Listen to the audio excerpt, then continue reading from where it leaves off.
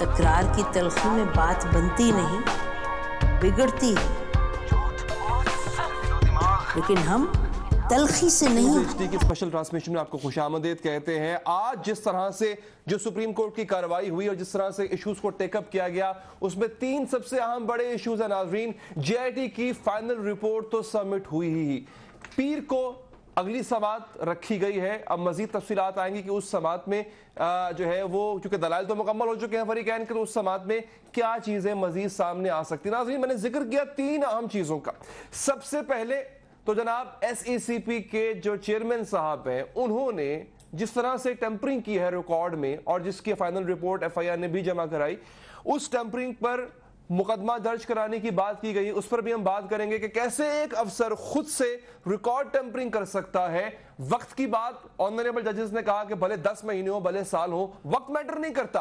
हाँ, टेम्परिंग की गई, ये बात साबित हो चुकी है। तीसरी अहम बात जो टेकअप की गई वो थी वो तकरीरें जो अक्सर हम देखते हैं, जिनमें आसिफ किरमानी का नाम सबसे पहले आया, तलाल चौधरी का नाम पहले आया, दानियाल अजीज साहब का नाम आया, और भी बड़े ऐसे वुज़रा हैं और भी बड़े ऐसे नून लीगी कारकुन हैं जो जब तकरीरें करते थे तो वो ये नहीं देखते थे कि उस तकरीर के अंदर, उस गुफ्तगू के अंदर तौहीन अदालत की बू आ रही थी और बहुत वाज़ेह तौर पर नजर आ रहा था कि अदालत को धमकाने की कोशिश की जा रही है। और नाज़रीन, तीसरी और आखिरी चीज जिसको बड़े ही सख्ती से आज ऑनरेबल जजेस ने और इस पैनमा अमल दरामद बेंच ने टेकअप किया, वो ये था कि जिस तरह से अखबारों में और एक मखसूस मीडिया हाउस और अखबार के जरिए एक ऐसा प्रोपेगेंडा किया जा रहा है जिसमें इस बेंच को और जेआईटी को मुतनाज़ बनाने की कोशिश की गई। खास तौर पे नाजरीन, आज की सबसे अहम स्टोरी जो एक अंग्रेजी अखबार में और मुल्क के मारूफ अखबार में छपी, जिसमें यह कहा गया जनाब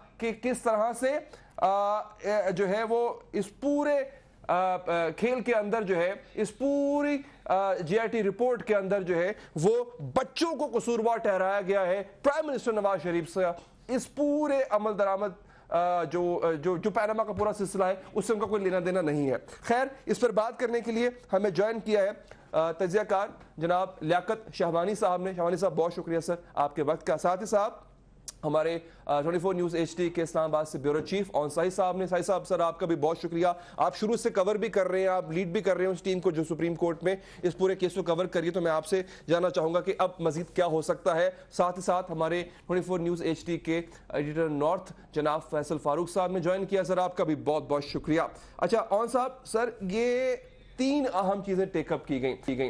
रिपोर्ट तो सबमिट हुई, उस पर फरीकैन को कहा गया है कि फरीकैन उसकी कॉपी मौसूल कर रहे हैं रजिस्ट्रार से, तो मेरा ख्याल है बहुत जल्दी ये पब्लिक भी हो जाएगी। सर, ये जो प्रोपेगेंडा हमें नजर आया है, एक दिन पहले अखबार में छपा कि जनाब सिर्फ बच्चों के नाम है। अच्छा, एक बड़ी प्रैक्टिकल सी चीज है, मैं आपसे जानना चाहूँ और साहब कि अगर बच्चों के नाम है तो ये स्टैब्लिश हो गया कि बच्चों ने 2006 से पहले जायदाद बनाई। तब वो ये कहते हैं हम तो माइनर थे, हम तो रेंट पे रहते थे, हम तो किराया देते थे, किराया घर से आता था। तो कुछ समझ आती है इस अजीब किस्म के प्रोपेगेंडे की जो खबरों में नचाया गया? बिल्कुल, ये तो जो प्रोपेगेंडा किया जा रहा है, जो कहा जा रहा है कि वज़ीर आज़म साहब नहीं है, सिर्फ उनके बच्चे, इसमें तो अली हैदर साहब इस सारी चीज़ को छोड़ दें। जो हिजाजी साहब का केस, अगर सिर्फ आप उसको देख लें, अभी ये कह रहे हैं 10 माह पहले हुआ, वो सारी जो रिकॉर्ड में टेम्परिंग है, चले पनामा के पेपर्स आ चुके थे, तो उसको किसने कहा? अगर सिर्फ बच्चे ही इन्वॉल्व हैं, बच्चों का गवर्नमेंट के साथ कोई लेना देना नहीं है, बच्चों का हुकूमती मामलात के साथ कोई लेना देना नहीं है, शहरी भी नहीं है, इस तरह लगता है कि कोई एलियंस हैं। हम मियां नवाज शरीफ साहब को बिल्कुल एक तरफ रख के उनके बच्चों को सिर्फ डिस्कस करें कि किसी दुनिया से ऐसे गिरे हैं ये बच्चे, जैसे इनका वो बाप के साथ कोई उस तरह से लिंक नहीं है। तो फिर जो हिजाजी साहब ने टेम्परिंग किया किसी के कहने पे इस केस में, वो बच्चों को फायदा पहुंचाने के लिए अगर नहीं की तो किसको किया? और अगर वजीर आजम के वो बच्चे ना होते तो क्या हिजाजी साहब इस तरह की कोई टेम्परिंग करते? बाकी जो चीज आप करें उसको बिल्कुल एक तरफ रख दें। 2006 से पहले थे इनके पास, जब 1990 से थे इनके पास, जब ये पैदा नहीं हुए थे तब से थे इनके पास।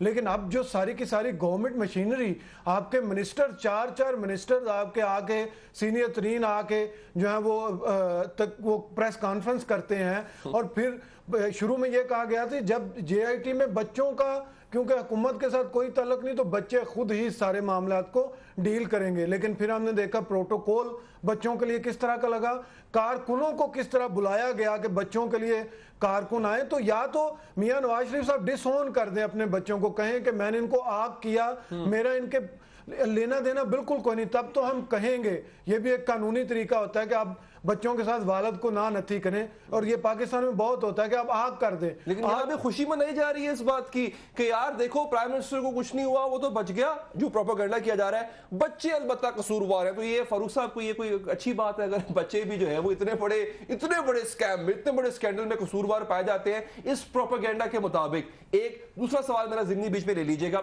सर, तस्वीर लीक हुई तो आसमान सर पे उठा लिया गया।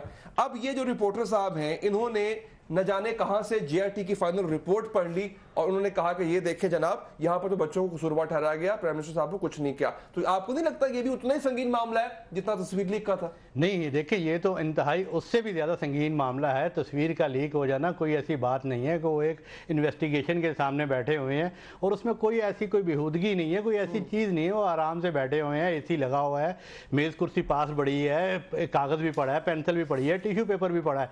लेकिन ये जो आप कह रहे हैं कि पूरी ये खबर का ये लीक हो जाना, फैसला ऐसे प्रेजेंट किया गया कि जैसे ये फैसला है और ये सब आने वाला है, और ये बेसिकली एक ख़ास मुहिम साइकोलॉजिकल वारफेयर के तहत जो है लोगों की ज़हन साजी की जा रही थी। लेकिन अफसोस का मुकाम यह है कि सहाफ़त इस हद तक गिर चुकी है कि जिस अखबार की या जिसकी आप बात कर रहे हैं, उसी अखबार की जो आज लीड स्टोरी है, जो उनके लीड रिपोर्टर्स ने जो खबर शाया की है, उसके मतन में ये बात शामिल है कि JIT ने जो कोई इन्वेस्टिगेशन की है उसकी कोई हवा किसी को नहीं पता, ना अदालत को पता है, ना JIT के मुलाजमीन को पता है, ना बात काट रहा हूं माजरत, हमें एतजाज एहसन साहब ने ज्वाइन किया है, मैं कुछ सवाल उनसे के सामने रखता हूं लीगल पॉइंट ऑफ व्यू से। एहसन साहब, सर ये अदालत ने इससे पहले कि वो JIT रिपोर्ट फाइनल जो है वो पढ़े और अगली प्रोसीडिंग में बात हो, साथ में ये भी टेकअप कर लिया जो अब तक सुप्रीम कोर्ट पर JIT पर हमले होते आए, चाहे वो हुकूमती वुज़रा हो या फिर कुछ खास मीडिया के ऐसे नुमाइंदे या कोई ऐसा मीडिया सेक्शन हो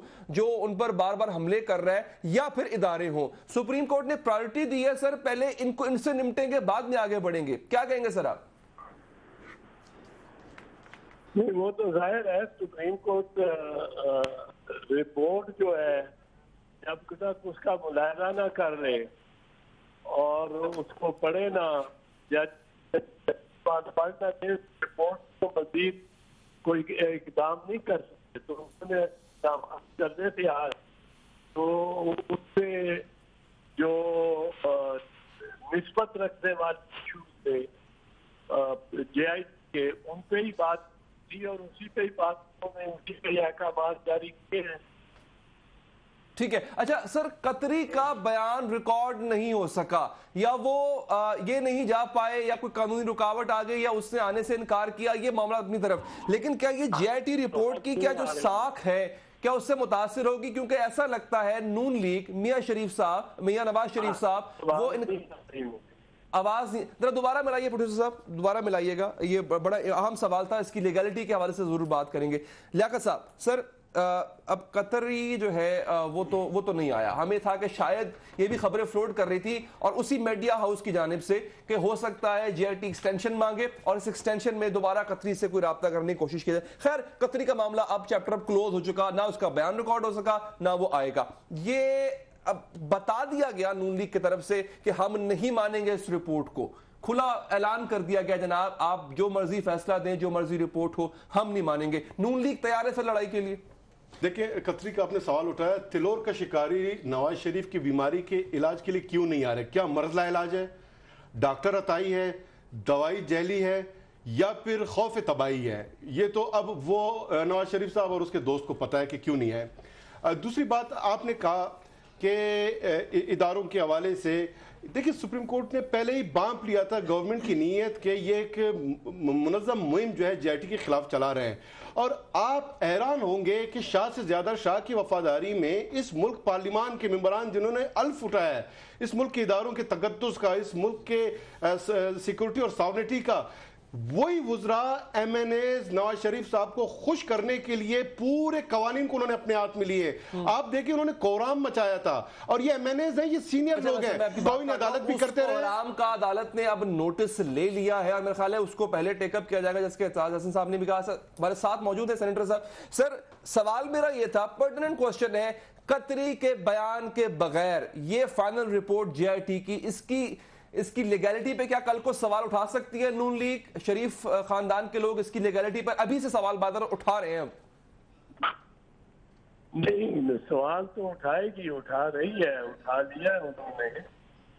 सवाल उठा सकती है या नहीं सकती वो तो फरीक जो चाहे सवाल उठा दे, राइट। लेकिन इसमें कोई उनको खातिर खा फायदा नहीं होना चाहिए, क्योंकि कतरी शहजादे का जो बयान है अपना, वो उसका जो खत है वो ही एक हियर से और इनएडमिसिबल है, वो शहादत का हिस्सा बन ही नहीं सकता। और 4 जजों में 5 में से 4 जजों ने उसको मुस्तरद ही कर दिया हुआ है, तो उससे कोई फर्क नहीं पड़ेगा। कतरी शहजादा तो सुनी सुनाई बात करता है। हाँ, अगर कतरी शहजादा के पास रिकॉर्ड है 24 साल की कारोबार का जी, जो मियां शरीफ और कतरी खानदान के दरमियान हुआ सन 1980 से लेकर 2004 तक, जब मियां शरीफ फौत हुए, उस वक्त तक का अगर तो उसके पास ये रिकॉर्ड है और वो रिकॉर्ड सारा पेश कर देता है, तो उसके आने की जरूरत भी नहीं है। वो रिकॉर्ड भेज दे बैंक अकाउंट। सर, वो फिर पहले सुप्रीम कोर्ट में पहले पेश कर देता अपने खतूत की बजाय, अगर होता उसके पास।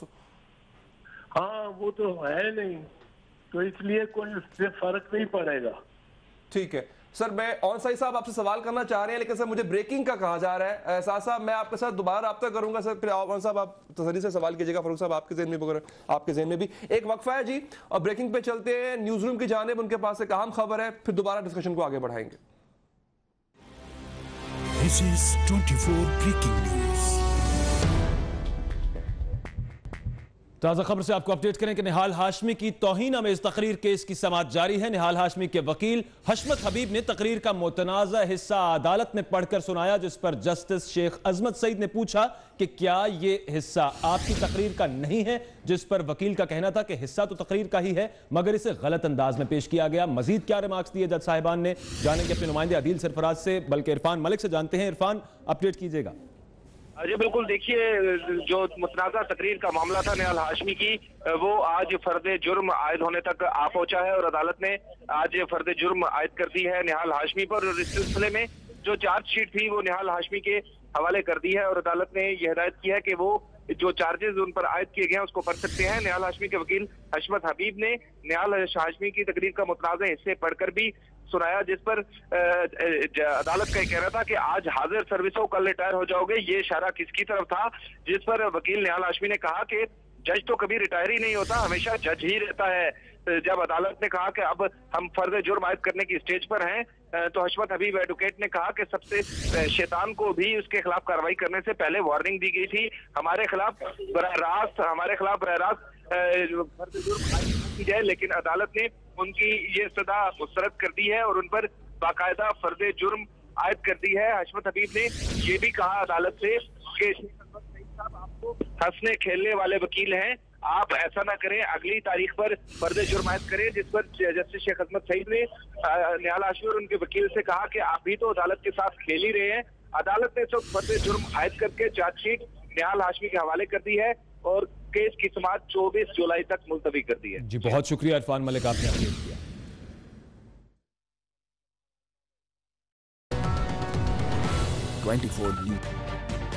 तजुर्बा भी, सोच विचार भी, जहां लाजिम हो वहां तकरार भी। अहम कौमी मसाइल पर होती है बहस DNA में। पेश होती हैं बड़ी खबरें और उनके अंदर की खबर। होती है गहरी सोच विचार, होता है फिर गहरा तज्जिया। यूं बनता है एक program debate news analysis DNA।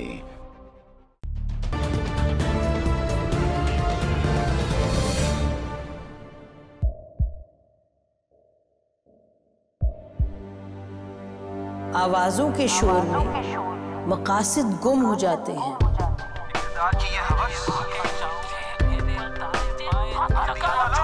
तकरार की तलखी में बात बनती नहीं, बिगड़ती है। लेकिन हम तलखी से नहीं, मुकालमे से बात बढ़ाएंगे। होगा, देखिए प्रोग्राम खबर के साथ आज शाम। तजुर्बा भी, सोच विचार भी, जहां लाजिम हो वहां तकरार भी। अहम कौमी मसाइल पर होती है बहस DNA में। पेश होती है जिन 3 चीजों का मैंने जिक्र किया।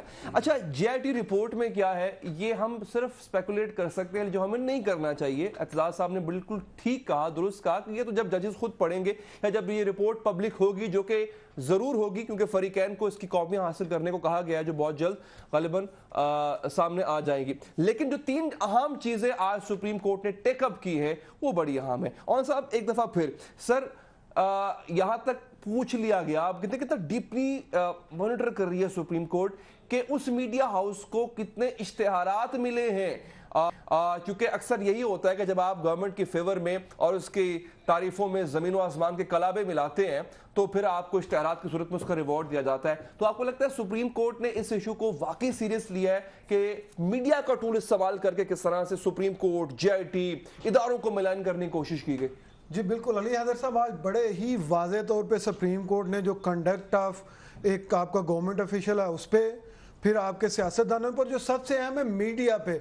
और मीडिया का आपको भी याद होगा, आप भी यहाँ पे हैं, जब से JIT बनी हुई है इस शहर में, इस शहर इक़्तिदार में, जो सारी की सारी खबरें थी वो ख़ास लोगों को, ख़ास मीडिया हाउस के ख़ास जर्नलिस्ट को एज ए प्राइज़ दी जा रही थी। मैं ये बार बार ये लफ्ज़ इस्तेमाल कर रहा हूँ, उनको इनाम के तौर पे दी जा रही थी जो वो काम कर रहे थे। और फिर उसके बाद जो दूसरी मज़े की चीज़ हो रही थी कि जो सारे के सारे आपका गवर्नमेंट जो पैसा है, जो इश्तेहारात हैं, वो भी उन्हीं मीडिया हाउसेस को दी जा रही थी। तो बहुत सारे हम जैसे लोग जो जर्नलिस्ट हैं, जो कोशिश कर रहे थे कि चीज़ों को, पहले तो यही होता था कि एज ए जर्नलिस्ट आप मेहनत करें, आपको कुछ ना कुछ खबर कहीं ना कहीं से मिल जाती है। लेकिन ये कोई इस तरह का इन्होंने सिस्टम बनाया था इस JIT के राउंड के, खबर भी एक ही जगह से निकल रही थी और इश्तेहार भी उसी जगह से निकल रहा था, और जिसको खबर मिल रही थी, जो जितनी डिस्प्ले कर रहा था, उस हिसाब से इसको इश्तेहार भी मिल रहा था। तो ये बड़ा ही इसका आपस में लिंक है। जब सुप्रीम कोर्ट के सामने आएगा तो आपको बिल्कुल ये वाज़े तौर पे पता चल जाएगा कि खबर चलाने में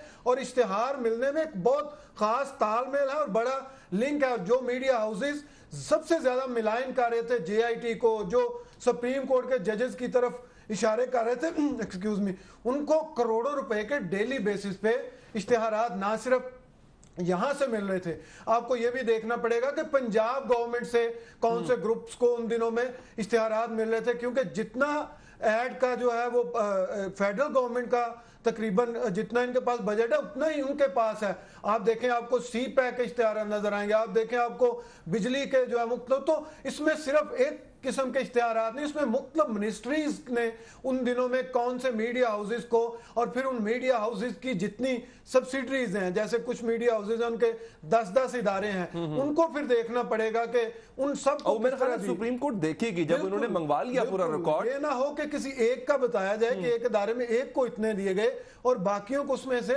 निकाल लिया जाए। फारूक साहब, ये अब आपको नहीं लगता कि जब ये सिलसिला शुरू होगा, कार्रवाई शुरू होगी एक पर्टिकुलर स्कूल ऑफ थॉट के मीडिया हाउस के खिलाफ, तो फिर एक नई चीज सामने आएगी जो अक्सर इस्तेमाल इस्तेमाल करते हैं, जब कोई चीज गलत डगर पर चल पड़े उसको रोकने की कोशिश की जाती है, जनाब हमारी आजादी पे आप कदगन लगा रहे हैं, फिर वो लोगों भी काला हो जाएगा, जंजीरें भी डल जाएंगी, फिर ये भी टूल इस्तेमाल किया जाएगा। लेकिन शेख रशीद साहब ने हमें ज्वाइन किया, मैं इस सवाल के पास जरूर आऊंगा। शेख साहब, सर आपने रात गए एक ट्वीट किया था कि गेम इज ओवर, तो आपको सर किस तरह गेम ओवर लग रही है? यहां पर तो कहा जा रहा है एक रिपोर्ट के मुताबिक जो एक खास न्यूज चैनल ने नशर की और अखबार में भी आई कि जनाब बच्चों को कसूरवार ठहराया गया है, मियां साहब को अल्लाह का शुक्र है कुछ नहीं हुआ, और ये बड़े प्राउडली ये कहा जा रहा है। सर ये जिन्होंने कहा है उनको नोटिस भी तो मिल गया अच्छा, उनको नोटिस भी तो मिल गया है, उनका चार्जशीट मिल गई है 7 दिनों बाद, जो ये कह रहे थे सालों केस चलेगा, अब तो साल साबित हो गया। जो मैं कहता था हफ्तों केस चलेगा, आज 2 ताबूत भी निकले वहां से, लोगों ने देखे, सारी टीवी चैनलों पे दिखा रहे हैं, गत्तों में ताबूत का साइज है और उसमें सबूत है। केस क्रिटिकल होता जा रहा है। नवाज शरीफ लड़ाई के मूड में है। उनके चेहरे जो मैंने फुटेज में देखे हैं, मैं उनको जानता हूं। ये गन डालेंगे, खराब होंगे, कौम को भी खराब करेंगे, खुद भी खराब होंगे और इनका बुरा असर होगा। शेख साहब, किस फोरम पे किस तरह लड़ाई कर सकते हैं नवाज शरीफ? आपको लगता है उनके पास कोई ऑप्शंस हैं? अच्छा ठीक है फारूक साहब, वैसे ये बात बड़ी करके कि लड़ाई के मूड में है, कोई फोरम नजर आ रहा है मियां साहब? कोई ऐसा मोर्चा रह गया मियां साहब के पास जहां से वो बैठ के अपनी तोपों का रुख या अपनी तोपें चलाएं? जी बिल्कुल, ज़ाहिर है कि वो मीडिया का ही सहारा लेंगे और पब्लिक का सहारा लेंगे और अवामी इज्तिमाआत में जाएंगे, रैलियाँ निकालेंगे, उनके लीडर्स निकालेंगे, यही वो सारा। लेकिन जो बात आप इससे पहले वो मीडिया हाउस और मीडिया हाउसेस के हवाले से और मिस रिपोर्टिंग के हवाले से, तो यहाँ इस फोरम पे बैठ के मैं ये बात भी करना चाहूँगा कि सुप्रीम कोर्ट को इस बात का भी नोटिस लेना चाहिए, इस बात की भी तहकीकात करनी चाहिए कि इन अखबारात को जो इश्तिहारात का जो नर्ख जो उनको मुतय्यन होता है, क्या उनके अखबारात उतने ही फ़रोख्त होते हैं जिस हिसाब से इन अदारों को जो इश्तिहारात दिए जा रहे हैं? और जिसकी ये बात की जा रही है, वहाँ पे तो साल हर साल से जो कानून के मुताबिक सालाना ऑडिट होता है अखबारात की सेल का और छपने का, वो भी नहीं हुआ। तो मार्केट में अखबार जाता है 15,000, तो ABC सर्टिफिकेट मिला हुआ है 2.5 लाख का। सरकारी इश्तिहारात के नर्ख जो है वो भी 2.5 लाख रोज़ाना के हिसाब से छपने से उस पर उसका तयन होता है। तो यह सरकार, ये सुप्रीम कोर्ट को इस चीज़ का भी नोटिस लेना चाहिए, क्या ये अवाम के पैसे पर या सरकारी खजाने पर ये डाका नहीं है? और यही वो सारी वारदात है। अगर सुप्रीम कोर्ट चाहती है हकीकी तौर पे कि ये मामलात बेहतर हों और मीडिया जो है मुस्तकबिल में मुल्की मामलात में किसी हुक्मरान जमात की तरफ या किसी की तरफ इस्तेमाल ना हो, जो मीडिया का रोल है, सुप्रीम कोर्ट ने हमेशा मीडिया के रोल को उसने सराहा है।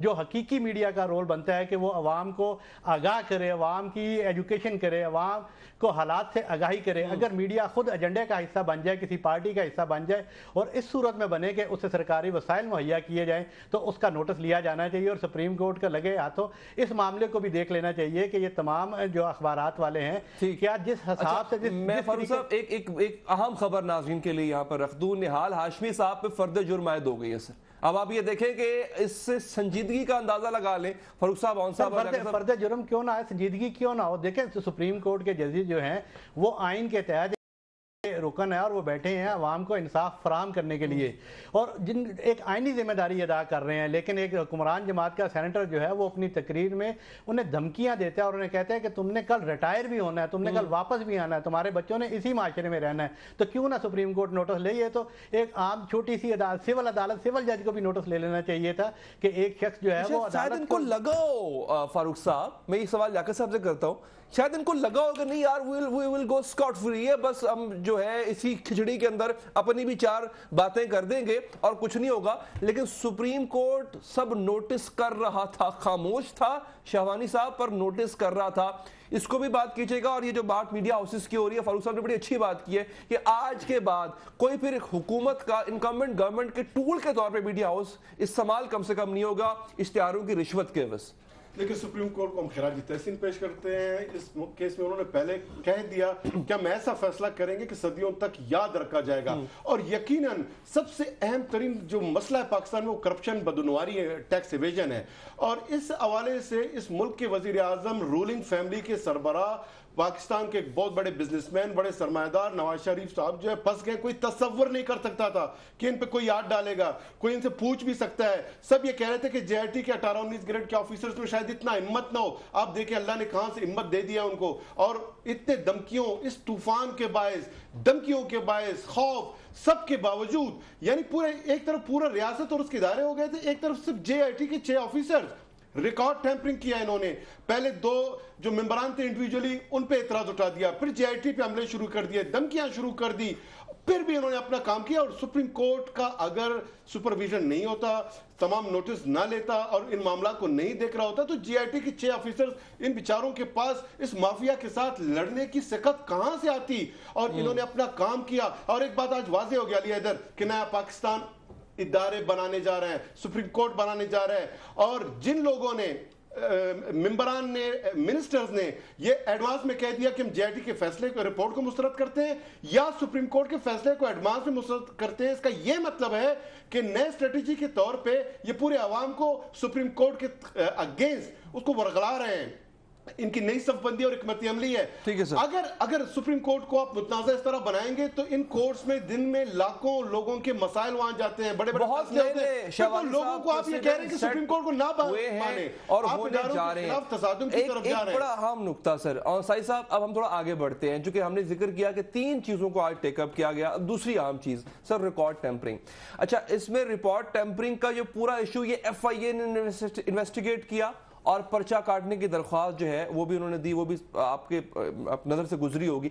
सर यही वो इदारे हैं, शाहवानी साहब ने बड़ा अच्छा नुक्ता उठाया, यही वो इदारे हैं जिनको इसी बेंच ने कहा था कि ये इदारे न काम करते हैं न किसी और को काम करने देते हैं, फ्री एंड फेयर इन्वेस्टिगेशन इनके बस की बात नहीं। लेकिन उन्हीं इदारों के लोगों ने प्रूव किया और FIA, जिस पर पहले मायूसी का इजहार हो चुका है, उन्होंने ही अपने मुल्क के जो दूसरा इदारा है उसमें टेम्परिंग को पकड़ा। तो सर आपको लगता है बाद में कोई एतमाद बहाल हुआ होगा? नहीं, हमारे इदारे इस काबिल हैं कि वो ताकतवरों को भी गिरफ्त में ला सके?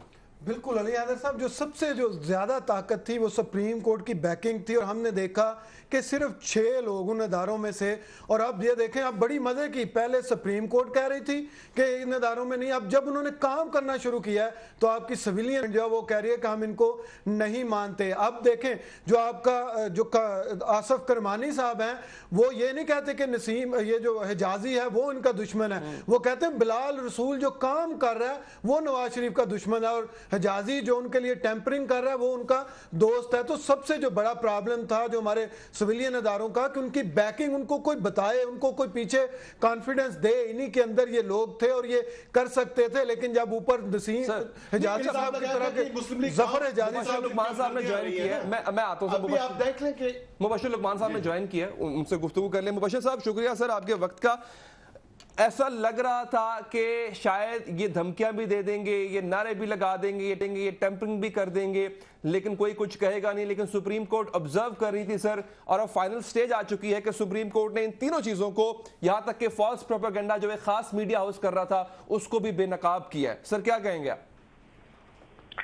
देखिए जी, सबसे पहले तो मैं आपको बताऊं ऑन रिकॉर्ड कि ये चैनल 24 की बहुत बड़ी आज जीत है, क्योंकि आज से 2.5 महीने पहले चैनल 24 की एडिटोरियल पॉलिसी में यह फैसला किया गया था कि हम इस मुल्क में आइन और कानून का साथ देंगे, किसी भी फर्द वाहिद का, यानी उससे ज्यादा, यानी अफराद आते हैं जाते हैं, लेकिन हमें आइन को सपोर्ट करना, कानून को एंड रूल ऑफ लॉ को सपोर्ट करना है। और 24 ने यही एडिटोरियल पॉलिसी अपना कर रखी। तो आज अल्लाह का यह करम है कि चैनल 24 जो है उसकी तमाम इंतजामिया, तमाम एंकर्स, तमाम रिपोर्टर्स, तमाम ब्यूरो चीफ जो हैं वो सुरखरू हुए हैं अवाम के आगे। पहले तो ये मैं ऑन रिकॉर्ड कहना चाह रहा हूँ ताकि let there be no ambiguity. दूसरी बात यह है कि आज जो सुप्रीम कोर्ट में हुआ उसमें सबसे अहम चीज जो मैंने देखी है लाहौर में बैठ के, मैं तो टेलीविजन पे टिकर्स देख रहा हूँ, आप लोगों को देख रहा हूँ, और वो बयान है ऑनरेबल जस्टिस एजाज अफजल साहब का, जिसमें उन्होंने कहा है कि जज कमरे अदालत में बोलते हैं, यानी वो इधर उधर नहीं बातें करते, their decisions speak basically. And I think ये बात कह के उन्होंने सबको अपना मौक़िफ़ जो है बहुत बरमला जो है और भरपूर और ठोस अंदाज में सुना दिया। अब यहाँ पे और दूसरी बात जो बहुत इंपॉर्टेंट हुई कि अदालत ने तमाम मीडिया का वो रिकॉर्ड मांगा है कि किसको कितने इश्तिहार दिए गए। उससे ऑब्वियसली आप नाम ले या आप ना नाम ले, ना सिर्फ मीडिया के मालिकान बल्कि तमाम एंकर, तमाम कॉलमिस्ट और रिपोर्टर और खबरसां एजेंसीज जिनको हुकूमत ने मनफी प्रोपेगेंडा के लिए पैसे दिए, वो अगले चंद दिनों में अदालत के सामने आ जाएगा। जो उन्होंने कंटेम्प्ट ऑफ कोर्ट के नोटिस इशू किए हैं, वो मेरा ख्याल है कि इट वाज हाई टाइम कि उनको करना था, लेकिन उन्होंने अपने वक्त का इंतजार किया, आगे पीछे नहीं किया, ताकि GIT या अदालत या किसी और चीज के ऊपर से कोई तवज्जो ना हटे और को मजीद ये रोना ना रोए कि जी हमें विक्टिमाइज किया जा रहा है। अब आपको याद होगा कि ख्वाजा आसिफ ने भरपूर किस्म का मुतालबा किया था कि GIT की रिपोर्ट को पब्लिक किया जाए, उसकी वीडियोस को पब्लिक किया जाए। अदालत ने उनकी इस ख्वाहिश का भी एहतराम कर लिया। अब ख्वाजा आसिफ कहाँ पे छुपेंगे जाके, ये तो वही बता सकते हैं। सर वो तो कहते हैं आप कतरी जो शहजादा है उसके बयान के बगैर हम मानेंगे नहीं GIT को, तो मेरे ख्याल है ये एक एक्सक्यूज बच गया है, इस पर वावेला मचाया जाएगा। मेरे भाई बात यह है कि उनकी हैसियत नहीं है वो इस किस्म की गुफ्तगू करें और यानी घटिया अल्फाज इस्तेमाल करें। हमारे मुल्क में सबसे जो काबिल एहतराम इदारा है और सबका सुपीरियर इदारा है वो honourable supreme court of Pakistan है। मैं और आप और हम जितने शुरका यहाँ पे बैठे हैं, नो डाउट हम सुप्रीम कोर्ट को मानते हैं। ख्वाजा आसिफ की कोई हैसियत नहीं कि वो अपने ख्वाहिशात जो है वो ऑनरेबल कोर्ट्स के थ्रू उनको ज़ेरे अमल लाए। वन, दूसरी चीज यह है कि उन्होंने तमाम कंटेम्प्ट नोटिस जो हो सकते थे या हो सकते हैं मुख्तलिफ अदवार में, जो इनके वफाकी वज़रा ने या कुछ लोगों ने कुछ बातें की, उन्होंने उनकी ट्रांसक्रिप्शन मंगा ली। अब ये किधर किधर दौड़ेंगे? ये मीडिया का दौर है, आजाद मीडिया का दौर है, हर चीज रिकॉर्डेड है, ऑन सही बैठे हैं आपके साथ। इनको आप कहेंगे ये 15 मिनट में हर एक की तकरीर निकाल देंगे, 1.5 घंटे में हर एक की तकरीर की ट्रांसक्रिप्शन बनवा देंगे, तो अदालत को इससे ज्यादा टाइम नहीं लगना ये सारी चीजें लेने में और इनको मुरतब करने पे। अब तो होगा क्या, मैं आपको बताता हूँ। ये सारे वज़रा जो हैं ये जाएंगे अदालत में, गैर मशरूत माफी मांग लेंगे और बड़े आराम से मियाँ साहब को कह देंगे साढ़े तो उम्मीद ना रखना जी, असली उन कुछ नहीं कर सकते। और ये विन विन सिचुएशन में कि उधर से भी बर्खास्त हो गए और इधर अब मियाँ साहब की भी वकालत इनको नहीं करनी पड़ी। देखिए हो क्या रहा है कि मियाँ नवाज शरीफ ने अपने और अपने खानदान की भरपूर करप्शन को छुपाने के लिए इस मुल्क की सालमियत को दांव पे लगा दिया। इस मुल्क के हर इदारे को उसने अपने जाती इस्तेमाल किया। इस मुल्क में उसने रिकॉर्ड टेम्परिंग शुरू करा दी, क्योंकि चेयरमैन SCCP हो या नैब हो, वो उनकी मर्जी के बगैर रिकॉर्ड टेम्परिंग नहीं कर सकते। और आप अपने बॉर्डर्स को देख लें, आज चमन में देख लें जो हो रहा है कि जब भी मियाँ साहब के ऊपर कुछ होने लगता है अक्रॉस द बॉर्डर जो है वो सारी एक्टिविटी शुरू हो जाती है। जब मियाँ साहब के लिए कोई 2 दिन अच्छे के होते हैं, उस वक्त बॉर्डर पे बिल्कुल अमन होता है और वो अब्दुल बासित को जवाब भी मिल जाता है इंडियन फॉरेन ऑफिस से और हर एक से। अब सब कुछ उलट हो रहा है यहाँ पे। आपको मैं बताऊं कि आज का दिन जो है ना, आप मेरे से उम्र में बहुत छोटे हैं, मैं आपको बिल्कुल खुलकर एक राय दे रहा हूँ कि आप लिख के रखें मेरी बात। ये पाकिस्तान की तारीख का सबसे अहम दिन है मॉडर्न हिस्ट्री में। पिछले 10 साल के अंदर पाकिस्तान में जो आज का दिन है, इससे ज्यादा अहम दिन। मुबश्शिर साहब एक और आम बात बताइएगा सर, एक और आम बात बताइएगा sir. It's evident and clear from their own body language, नजर आ रहा है कि इन्होंने फैसला नहीं मानना। सर इनके पास कौन से ऑप्शंस है? अगर ये फैसला नहीं मानेंगे तो कहां जाएंगे, क्या करेंगे, किस प्लेटफॉर्म पे जाएंगे? एक बात बताऊं, माजरत के साथ मुस्लिम लीग नवाज का कोई ऐसा रहनुमा नहीं है जो एक SHO या एहलकार की मारनी है। क्या बातें कर रहे हैं? ये मुस्लिम लीग के लोग उस वक्त नारे मारते हैं जब ये पावर में होते हैं। ये उस तरह की, जब नवाज शरीफ साहब आए थे तो ऑन साहब से पूछे ना, इस्लामाबाद में बैठ के रिपोर्ट कर रहे थे, 2500 बंदे नहीं थे एयरपोर्ट पे। बशर साहब मैं आपको एक और बात, ये आने की तो देखे ना, उस वक्त तो रास्ते बंद थे, लेकिन जब 12 अक्टूबर 1999 को जब 2/3 अक्सरियत थी, जब इनकी हुकूमत उल्टी गई थी, तो पूरे पाकिस्तान में सिर्फ एक शख्स बाहर निकला था, जो सेनेटर मुशाहिदुल्लाह, जो कराची रीगल चौक पे जिन्होंने मुजाहरा किया था और अगले दिन भी, और उसके बाद मुजाहरे बंद हो गए थे। सिर्फ एक शख्स ने मुजाहरे किए थे। यानी सर मुझे मसले पे जाना है सर। मैं सर आपके पास दोबारा भी आऊंगा, मुबश्शिर साहब और बाकी मेहमानों के पास भी, कि ये जो बड़के कह लें इसको या इसको धमकियां कह लें, जिनका सुप्रीम कोर्ट ने नोटिस भी ले लिया, ये तब तक थी नाजरीन जब तक इस बात की उम्मीद थी कि कोई दरमियानी रास्ता निकल आएगा, लेकिन ऐसा नहीं हो पाया। तो आप जैसा कि मुबश्शिर साहब फरमा रहे थे कि हो सकता है कि वही हाल हो कि जब इन्होंने जिक्र किया कैप्टन सफदर ने कूफे वालों का, उन्होंने पता नहीं किसको कूफे वाले कहा। अगर ये तारीख पढ़ें तो कूफे वालों ने वही किया था मुस्लिम बिन अकील के साथ कि वो नमाज के लिए खड़े हुए, जब पीछे मुड़ के देखा तो जिन 10,000 लोगों ने हामी भरी थी साथ देने की, उनमें कोई भी नहीं था। तो कहीं ये ना हो कि मियाँ साहब भी इस तरह से अकेले रह जाए। वक्फा लेंगे, वक्फे के बाद बात करेंगे।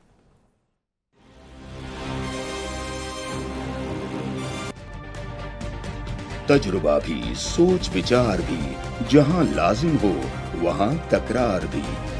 अहम कौमी मसाइल पर होती है बहस डीएनए में। पेश होती हैं बड़ी खबरें और उनके अंदर की खबर। होती है गहरी सोच विचार, होता है फिर गहरा तज्जिया। यूं बनता है एक program debate news analysis DNA.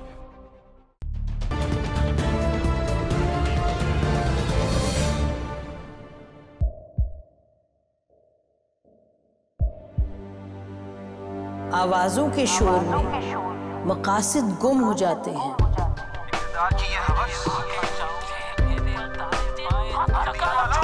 तकरार की तलखी में बात बनती नहीं, बिगड़ती है। लेकिन हम तलखी से नहीं, मुकालमे से बात बढ़ाएंगे। हम हर अहम खबर की तह तक पहुंचेंगे, लेकिन सबूत की रोशनी। हम हर बात करेंगे, लेकिन हकायक के साथ और दलाइल के साथ। नसीम जहरा एट 8 में देखिए प्रोग्राम नसीम ज़हरा एट 8 जुमे से इतवार रात 8:03 पे सिर्फ 24 न्यूज HD पर।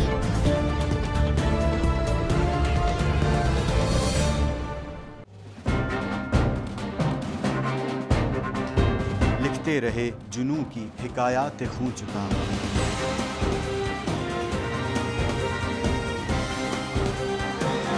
कलम और स्क्रीन तक का तवील तजुर्बा, एक भरपूर सहाफती तारीख के साथ प्रोग्राम मुजाहिद लाइव। देखिए प्रोग्राम मुजाहिद लाइव पीर से जुमेरात शाम 7:03 पे सिर्फ 24 न्यूज HD पर।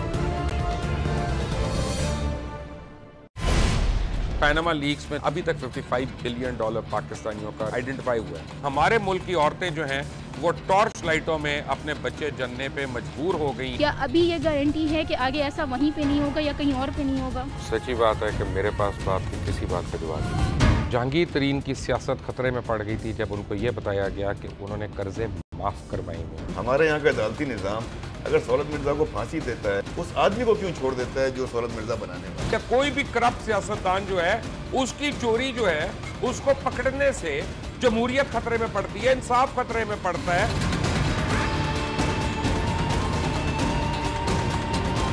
जो ताकतवर लोग हैं उनके लिए ना कानून है ना इंसाफ है। अब ये जवाई पुलिस यानी दामाद पुलिस में कन्वर्ट हो चुकी है। जितना लुच्चा उतना ऊंचा, इस मुल्क की तो ये स्टोरी है। जैसी करनी वैसी भरनी। देखिए प्रोग्राम खरा सच पीर से जुमेरात की रात 10:03 पर सिर्फ 24 न्यूज HD पर।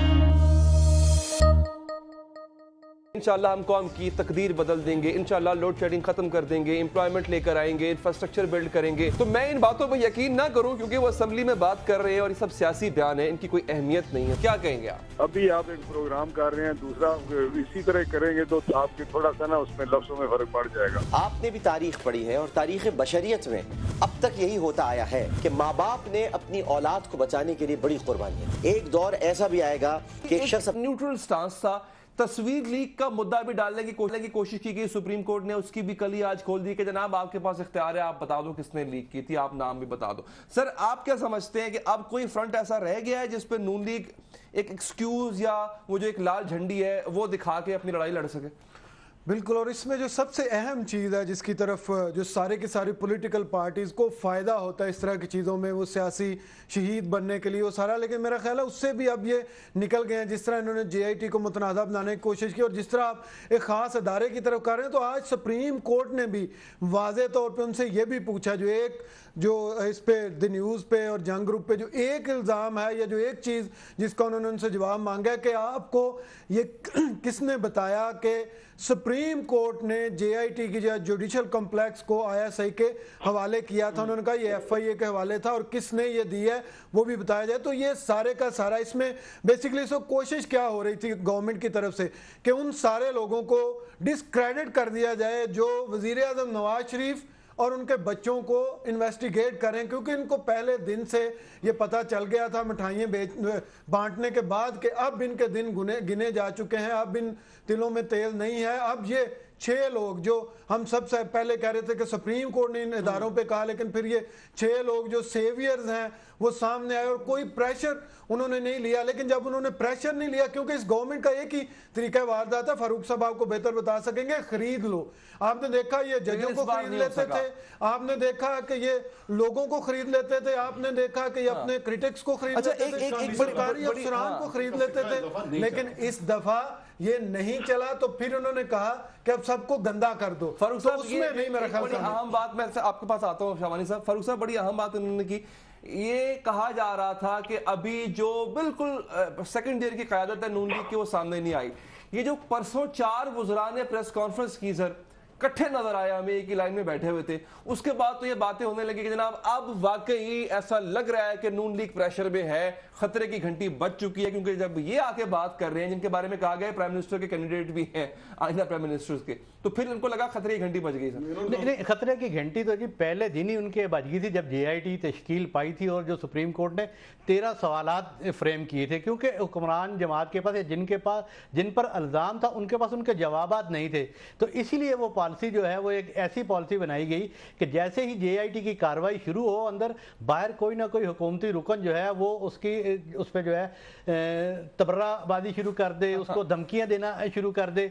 और फिर शाम के वक्त जो है जब करंट अफेयर्स के प्रोग्राम वगैरह शुरू होते हैं तो हम चूंकि रिपोर्टिंग करते हैं, हमें पता है कि ये खबर कहाँ से आई है और ये खबर देने वाले का मकसद क्या है। तो जब प्रोग्राम शुरू होने वाले होते थे तो बिल्कुल जो है कोई 10 मिनट पहले टीवी चैनल्स पर 2-3 चैनल्स पर मखसूस स्टिकर्स आना शुरू हो जाते थे और उसके बाद उनके हामी जो एंकर्स थे या तजरिया नगार थे उनके प्रोग्राम शुरू हो जाते थे। तो वो एक ऐसा माहौल बनाया जाता था कि जैसे बहुत जुल्म हो रहा है। अगर आप 13 सवालात का जायजा लें, और ये बार बार ये मुतालबा भी किया जाता रहा हुकूमत से, भाई आप बता ही दें कि भाई आपको 13 सवालात से हट के पूरे 60 दिनों में जितनी भी पेशीज हुई, जितनी भी JIT पर इल्जामात लगाए गए, किसी एक गवाह ने जो अंदर गया उसने बाहर आके ये नहीं बताया कि मुझसे JIT से हटकर कोई सवाल किया गया है। ये तो कहते थे हमने सवाल किया JIT से, बताओ मेरा जवाब क्या है। तो किसी इन्होंने जवाब देना था। और वो जो बात हो रही थी कि जिसपे उन्होंने नोटिस दिया है कि भी मैं वो जो कह रहा था कि सहाफत का मयार ये आ गया कि उसी अखबार की लीड स्टोरी जो है उसके मतन में रिपोर्टर ने ये लिखा है कि JIT ने क्या रिपोर्ट मरतब किया ये किसी को कोई इल्म नहीं है और इवन मीडिया तक कोई नहीं है। और उसके नीचे ही एक खबर जो है 3 कालमी 4 रनिंग सुर्खियों के साथ लगाई गई है और जिसमें पूरा फैसला सुना दिया गया है। JIT की पूरी रिपोर्ट सुना दी गई है जी, इन्हीं साहब के पास आनी थी। बड़ी जो मेन 5 कालम खबर में आम ज़बान फैम में लफ्ज यूज, जो मेन खबर है उस अखबार की जिसमें बताया गया और उसके मतन में जाके देखें, डबल एंटर 2 खबरें हैं, डबल एंटरों के साथ एक रिपोर्टर की बाई लाइन है, एक बगैर रिपोर्टर के, जिसके नाम से खबर है उस खबर के बीच में दरमियान में लिखा हुआ है कि JIT की रिपोर्ट जो है वो मीडिया तक भी नहीं पहुंचेगी, मीडिया के पास। और उसी के नीचे एक 3 कालम खबर छपी हुई है 4 रनिंग सुर्खियों के साथ जिसमें वो सारी। मुबश्शिर साहब सर आप इसमें क्या ऐड करना चाहेंगे, फिर मैं सर आपके पास आता हूँ। यार मुझे बड़ी हैरानी हो रही है आप सारों की गुफ्तगू सुन के, माजरत के साथ, अगर आप लोग एक्सक्यूज कर दें मुझे, क्या पढ़ी लिखी बातें कर रही हैं। दुनिया में हर एक को पता है कि ये चोर हैं, उचक्के हैं। आप यहाँ साफत खेल रहे हैं कि एक अखबार है कि ये वो अखबार जिसका नाम जंग है उसने 19 खबरें दी हैं पिछले 2 महीने में। ऐसी मैं 19 खबरें आपको डेट और कॉलम और हर चीज के हिसाब से गिना सकता हूँ। आज सुप्रीम कोर्ट ने उसका नाम ले दिया तो आपको और भैया क्या झिझक है यार नाम लेने में। पहली बात बिल्कुल ठीक कह रहे हैं आप। ये कि आए जरा शुरू में आ जाए एक बात जी, आप सारे काबिल साफी बैठे हैं यहाँ पे, मुझे भी साफत से कहें जरा प्लीज, मैं तालिब इल्म हूँ, मैं सीखना चाह रहा हूँ, क्योंकि हर आदमी का जोम है कि मैं साफत नहीं करता, वो करते हैं। तो आज सारे साफी मुझे बताएं कि अब्बा जी ने 12 मिलियन दिरहम कतरी शहजादे को दिए कब थे इसके बाप को। अब्बा जी का मुझे एक फेरा पूरी जिंदगी में मरने तक जो उन्होंने कतर का लगाया हो, जो कभी वो कतर गए हो या उस जमाने में कोई भी कतर फैमिली का बंदा पाकिस्तान आया हो, तो भाई अब्बा जी ने जुराबों में डाल के यहाँ से किसके ऊँटों पर रख के भेजे थे 12 मिलियन दिरहम। क्या बच्चों वाली बातें हो रही है यार, चोर है, चोरी की है, अब भुगतना पड़ेगा। यहाँ पे प्रॉब्लम यह है कि 35 साल से उन्होंने ना सिर्फ इदारों को यरगमाल बनाया हुआ है बल्कि हर एक के जहन को भी यरगमाल बनाया हुआ है कि मुझे अब तक लोग मिलते हैं कहते हैं यार वो सब कुछ सही है लेकिन बच जाएगा। अच्छा बच जाएगा फिर वो नहीं यार उनके खिलाफ कुछ नहीं होता, क्योंकि हम फितरी तौर पे गुलाम जहनियत के लोग हैं। हमारे ऊपर जब भी कोई आया उसने इस खित्ते पे हुक्मरानी की है, खासतौर पंजाब के ऊपर, बाहर से जो भी आया, हम हर एक के गुलाम बनने को तैयार हो जाते हैं। भाई अपनी ज़हनियत को आजाद करो, फिर पाकिस्तान आजाद होगा। आपके ऊपर करप्ट लोग बैठे हैं, वो पूरे का पूरा टोला करप्ट है। वो 13 साल की उम्र में पता नहीं कौन सी मुर्गी सोने के अंडे उसको देती है और वो उसने कारोबार कर लिया। यही आदमी पाकिस्तान की स्टील मिल को क्यों नुकसान पहुंचा रहा है?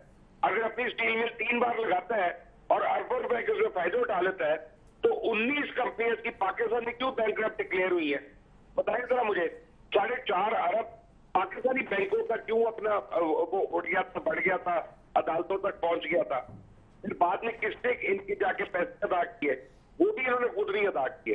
अभी तो ये पहला केस, ये तो मोटरवे किकबैक केस है जो 4 फ्लैट है। भाई 3 हुकूमतें हैं, 3 हुकूमतों में $14 बिलियन का भी हिसाब लेना है हमने। आपके ख्याल में ये यहाँ पे खत्म हो गया? नो, मैं तो आज एक्सपेक्ट कर रहा था कि ऑनरेबल सुप्रीम कोर्ट शायद ये ऑर्डर करेगा कि इस केस के जितने मरकजी मुल्जमान हैं और जितने लोग कंटेम्प्ट ऑफ कोर्ट के मुर्तकिब हुए हैं, जिनको नोटिस इशू हुए हैं, और अभी बहुत से जिनको नहीं नोटिस इशू हुए, ठीक है, मसलन माइजा अमीद को नहीं हुआ मेरे हिसाब से, और लोगों को नहीं हुआ जो जिन्होंने ज्यादा बड़ा मुंह खोला था मुबशर साहब, गालिबन उनको नोटिस जारी हुए हैं जिन्होंने काम किया। अच्छा मेरी बात सुने, इन सबको ECL पे डालना चाहिए, मरकजी किरदारों को। अब ये भाग ना सके यहाँ से। अच्छा मुबशर साहब, जफर इजाजी मुंह खोलेंगे क्या अपना? अगर उनकी गर्दन पर छुरी आ गई है तो आपको लगता है कि वो बचाएंगे जिसने उनको कहा था कि जनाब टेम्परिंग करो? जफर इजाजी ने जो कुछ भी लिया है वो मुंह बंद करने के लिए लिया है कि खोलने के लिए लिया है? इसी तरह चेयरमैन नैब जो है उनका किरदार खोलकर सामने नहीं आ गया। FIA में भी अफसरान मौजूद है, यंग अफसरान के जिन्होंने खड़े हो गए बवांगे दोवल। मैं तो उस बच्ची को सलाम पेश करता हूँ जिसने खड़े होके अपने ऑनर की और अपने जॉब की और सरकार की लाज रखी, उसने जो उसने डिसेंट नोट दिया वहां पे, मैं सलाम पेश करता हूँ उस बच्ची को, और हमें उसको सबको खराज तहसीन पेश करना चाहिए। मैं सर को आपके पास थोड़ी देर में बादशाह साहब वापस आता हूँ। शहवानी साहब, सर आप क्या कहना चाहेंगे? अच्छा ये तमाम चीजें इन्होंने JIT पर जो इन्होंने एतराज किए थे और कि जी ये जानिबदार है, इससे धमकियां दी है हमें, सुप्रीम कोर्ट ने किसी एक एतराज को शहवानी साहब नहीं माना है। सबूत क्या होता है सर इससे? फिर इसलिए कि सुप्रीम कोर्ट ने पहले जो है ना 126 दिन इस केस को टेकअप किया, तमाम मामला उनके सामने थे। 2 जजेस ने तो वाज़े अल्फाज में कह दिया कि ये सादिक और अमीद नहीं रहे। 3 जजेस ने इन पर एहसान करते हुए ये कह दिया कि इसको फर्दर इन्वेस्टिगेट होना चाहिए। तो ज्यादा रगड़ा लगा है। आप अगर तो, अब तक की तारीख में देखें तो उन 2 जजेस ने तो मेरे ख्याल है फेवर की है इनके साथ। जो बाकी 3 जजेस का फैसला था वो तो ज्यादा सख्त साबित हुआ है आज की तारीख तक। देखिए अगर इस तरह इनको फर्दर इन्वेस्टिगेशन का मौका न देते, जैसा कतरी का बहाना बना रहे, फिर ये बहुत बड़े बहाने बनाते कि हमें प्रॉपर जो है ना सुना नहीं गया, प्रॉपर इन्वेस्टिगेशन नहीं हुए, ये बहाना बनाते। अब तो बहाने के तमाम रास्ते इनके बंद हो गए हैं। अब इनकी जो है ना रंगे हाथों चोरी पकड़ी गई है और पूरा ट्रेल इनके सामने आ गया है। और बुनियादी तौर पर पता है ट्रेल इस पे कौन सा है? वो ये जो इसहाक डार का कन्फेशनल स्टेटमेंट है, और इनके पास कोई मनी ट्रेल नहीं है और सिर्फ करप्शन के और लूटमार की दास्तानें हैं। और उन दास्तानों को छुपाने की इन्होंने जितनी भी कोशिश की वे फेल हो चुके हैं। इनको पहले ही पता चल गया था कि ये जो रिपोर्ट है ये उनके इसलिए खिलाफ है कि वो अपने आप को जानते हैं, पूरे अपने माफिया को जानते हैं, पूरे नेटवर्क को जानते हैं। और ये पाकिस्तान में वाकई वो फ्रांसिस फोकोयामा जब सोवियत यूनियन तहलील हुआ उसने एक किताब लिखी the end of history and the last man. और आज इस इंपॉर्टेंट जंक्शन पे मैं कहूंगा कि end of the mafia and the last king. ठीक है, पाकिस्तान में बादशाह खत्म हो रहे हैं, माफिया भी खत्म हो रही है। हेडलाइन की तरफ बढ़ना है। सर फारूक साहब, सर अगर कुछ नहीं था लेकिन आप ये कम से कम माने कि कॉपरेट तो कम से कम इन्होंने किया JIT के साथ, गवर्नमेंट ने, मियां शरीफ साहब की फैमिली ने कॉपरेट किया, पेश भी सबके सब हुए, कजन भी पेश हुए, क्या क्रेडिट देंगे सर आप? नहीं, किस चीज़ का? देखें ना, अगर एक अदालत है, आईनी इदारा है, अदालत मुझे बुलाती है, आपको बुलाती है, किसी और को किसी मामले में बुलाती है और आप ज़ेर तफ्तीश हैं, तो आपको ये एहसान कर रहे हैं अदालत के ऊपर? आपको तलब किया जा रहा है, आपको बुलाया जा रहा है, आप कोऑपरेट ना करते तो क्या करते? आपके इनके पास रास्ता क्या था? अब भी ये जो कह रहे हैं कि हम फैसला नहीं मानेंगे, भाई ये सुप्रीम कोर्ट ऑफ पाकिस्तान है। सुप्रीम कोर्ट ऑफ पाकिस्तान आइन का दिया गया आइनी अदारा है और इसका फैसला इसको आपको मानना पड़ेगा। यहाँ पे तो वज़राए आज़म जो है वो साबिक वज़राए आज़म सुप्रीम कोर्ट के फैसले पर फांसी के फंदे पे झूल गए। यहाँ पर साबिक वज़राए आज़म जो है वज़ारत उज़्मा की कुर्सी उनसे चली गई, तो आप किस खेत की मूली? कैसे आप कह सकते हैं? देखिए ना, अगर आप आप ये कहते हैं आप ताकतवर है, तो ये जो कातिल है, ये कातिल डाकू है, ये भी तो ताकतवर ही होती है ना, अपनी ताकत की जोर पे लोगों को मारते हैं। कल को कातिल भी ये कहेगा कि मैं इस अदालत को नहीं मानता, फलाने की गवाही लो, या मेरा फलाना गवाह जो वो अमेरिका में बैठा हुआ है, क्यूबा में बैठा हुआ, उसका जाके ले लो। तो इस तरह मामला नहीं चलेगा, इनको मानना पड़ेगा।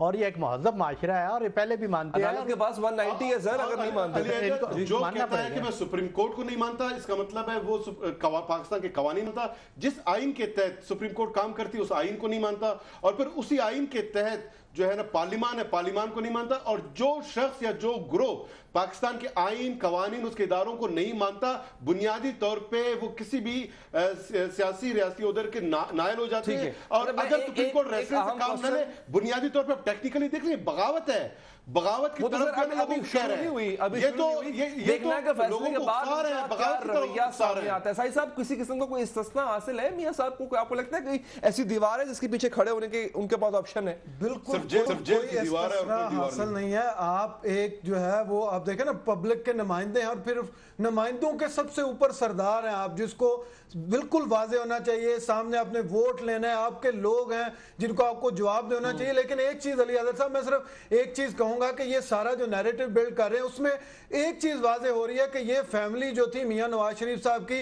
वो सिर्फ मियां नवाज शरीफ को कुछ नहीं बताती थी जब को फैसला करते थे, बाकी हर एक को पता होता था। और हमें कहते हैं कि नवाज शरीफ को आप उतनी रिस्पेक्ट दो कि किसी और को ना दो।